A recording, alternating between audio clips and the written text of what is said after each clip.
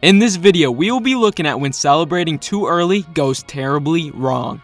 Let's start the video.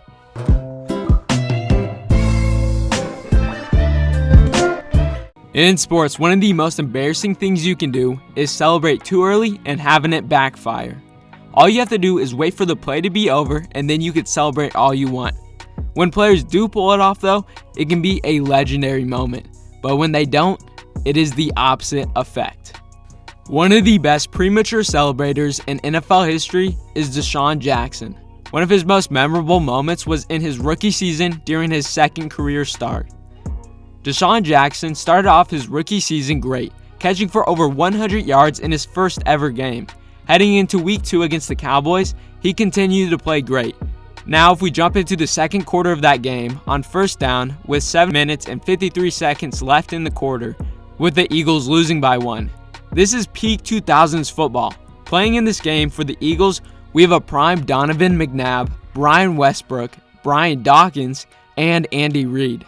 On the Cowboys side, we have Tony Romo, Terrell Owens, Jason Witten, and DeMarcus Ware. It cannot get much better than this. Along with that, this was the third time Terrell Owens was playing against the Eagles since their ugly breakup. They are tied 1-1 in their first 2 matchups. Whoever wins this game would get the edge. Terrell Owens was out for revenge.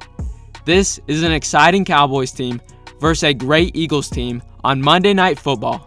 With the clock winding down, Eagles looking to take over the lead. It is time to get back into the game. McNabb loading up deep for Deshaun Jackson. He hauled it in. Oh! Deshaun Jackson made a great play, but right before he crossed the plane for a touchdown, he dropped the ball. Quite possibly the most bonehead play ever. Although the most surprising part, since the refs called it a touchdown and nobody picked up the ball after he fumbled it, it was still the Eagles' ball. Brian Westbrook scored on the very next play. So, Deshaun Jackson made a great play, then made one of the worst mistakes in NFL history, but didn't cost his team any points at all. Despite that, the Cowboys did go on to beat out the Eagles 41-37. Deshaun Jackson's early celebration did not end up having an immediate effect on the game. But what happens when celebrating too early results in the outcome of the game? It is December 12th, 2020, a college football matchup between Ball State and Western Michigan. Both of these teams only have 1 loss on the season, and they are competing to play in the Mid-American Conference Championship. Whoever loses this game goes home, and whoever wins plays in the championship. Ball State even being in the position to play in the championship game is a big deal. It has been 8 years since their last winning season and their last bowl game. This is an opportunity to make a statement and reset their culture. Diving into the fourth quarter with 32 seconds left, Ball State takes the lead over Western Michigan with a field goal, making the score 30-27. Western Michigan gets the ball, and fast forwarding a couple plays, it is 2nd and 10 with only 6 seconds left in the game. Ball State up 3, still more than 50 yards out. Western Michigan has no choice but to throw a Hail Mary or make some sort of miracle happen. This is never a good spot to be in for a team, but Western Michigan is more equipped for this situation than most. At quarterback, they have Caleb Ellaby, who his coach said this about him: arm strength-wise, he's as good as I've ever had, and it allows us to use the whole field. Along with that, they had a couple good targets at receiver, including Jalen Hall, a 6'3" jump ball specialist, and Dwayne Eskridge, who the Seattle Seahawks just drafted in the 2nd round of the 2021 NFL Draft. Finally, it is time to see if Western Michigan can pull off an incredible play to rip out Ball State's dreams of playing in the MCAC championship game. Try a second-level throw to get out of bounds and maybe set up a field goal. Oh, they're going for it all at once.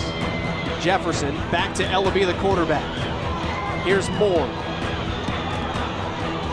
A lot of laterals near midfield. It winds up with French back to Ellaby. They're going backwards. Are you counting? Moore, another lateral. Someone just wants to be open here. Ellaby. No. This is going to wind up being a safety. Jalen Hall spins, gets rid of it to Jefferson. It's the annexation of Puerto Rico. Recovered by Ball State, and the Cardinals sent Detroit or bust. Not yet. Wait a minute. No, this ball is still live. And flags have flown. Oh, boy. Well, the official, Oh, boy. they have not blown this dead yet. They have not blown this dead yet. Moore is up and running. They have down not the blown far it side. dead yet. Sky Moore to the end zone. That's a Western Michigan touchdown. Quite possibly one of the most insane final plays in the history of college football. Not only did Western Michigan somehow pull this off, but Ball State literally rushed the field while the play was still going on. It even got to the point where a player from Ball State's sideline made contact with the ball carrier. That hasn't happened in a college football game since 1952.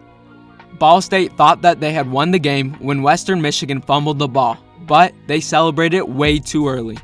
Although, when the refs reviewed the play, no one expected what they found. Western Michigan did score, but the play was overturned because the refs deemed this as a forward pass. Ball State celebrated the wrong part of the play. Ball State ended up winning the game 30-27 and going on to win the MCAC championship and the Arizona Bowl. It was absolute chaos. But has something like this ever happened in the NFL? It is January 14th, 2018, in the divisional round of the playoffs. The New Orleans Saints versus the Minnesota Vikings. The Saints have the ball on Minnesota's 46-yard line. On 4th down with 45 seconds left in the game, their season all comes down to this one play. They are out of field goal range, and if they don't get these 10 yards, the season is over. Drew Brees calmly steps back and rifles the football to Willie Snead. Not only did he get the first down, but the Saints are now in field goal range. They then move forward 8 yards, but are faced with another 4th down. This time, Sean Payton sends out Will Lutz to attempt the field goal. He hits it from 43 yards out. That's it. The Saints are up 24-23. Drew Brees pulled off an amazing comeback and the game-winning drive. The Saints knew the battle was pretty much over. Alvin Kamara started to celebrate on the sideline. Hey, yeah. With only 25 seconds left in the game, he knew that the Vikings had no chance to come back. They would literally need a miracle to somehow win this game.